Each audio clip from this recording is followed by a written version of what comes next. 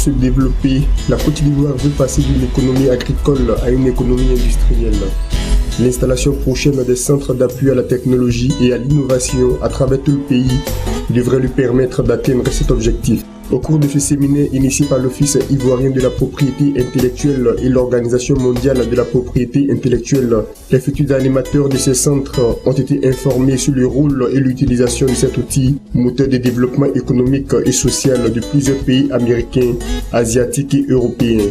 Les centres d'appui à la technologie et à l'innovation sont des centres ressources où on trouve toute la technologie disponible dans le monde.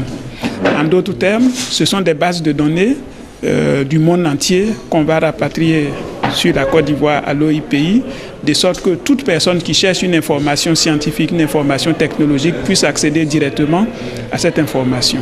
Vous voyez ça c'est la banane plantain. La banane plantain que nous connaissons ici en Côte d'Ivoire. Avec la banane plantain, nous, lorsque nous mangeons la banane, nous jetons tout. Mais regardez ce que nous pouvons faire avec la banane plantain.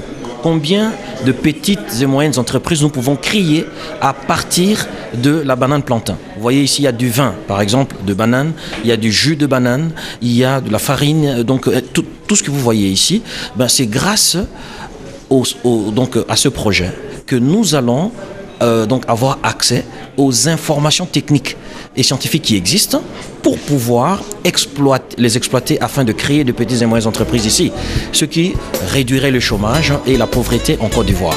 À travers ces centres d'appui à la technologie et à l'innovation, ce sont plus de 90 millions de solutions techniques et 40 000 publications scientifiques dans divers domaines d'activité qui vont être mis gratuitement à la disposition de la Côte d'Ivoire et ses chercheurs, ses inventeurs et ses étudiants.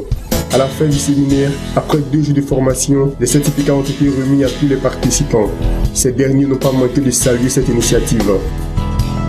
Vraiment, j'ai été émerveillé parce que je venais avec beaucoup d'appréhension, mais depuis que je suis arrivé, je suis heureux parce que je comprends mieux que finalement on a perdu beaucoup de temps en Afrique.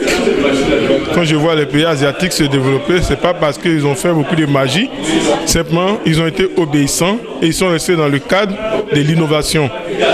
Notre pays va aller à l'émergence. Je pense que ce genre de programme-là est tellement important, surtout même pour les entreprises en Côte d'Ivoire. Alors je pense que ce sont de très bonnes initiatives qui vont encourager fortement l'innovation, qui vont permettre à l'ensemble de la communauté, de l'écosystème des entrepreneurs, des chercheurs, de pouvoir effectivement réaliser à partir des travaux antérieurement faits.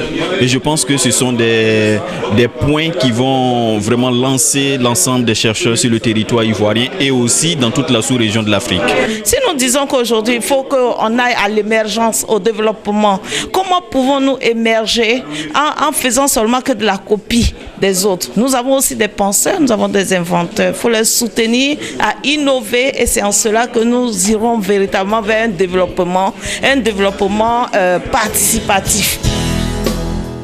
L'établissement des centres d'appui à la technologie et à l'innovation est issu d'un agenda de développement adopté en septembre 2007 à l'Organisation mondiale de la propriété intellectuelle. Cet instrument de développement a pour mission de réduire les écarts de niveau de vie qui existent entre les pays en développement et les pays industrialisés à travers la connaissance et la mise en pratique des résultats du progrès scientifique et technique.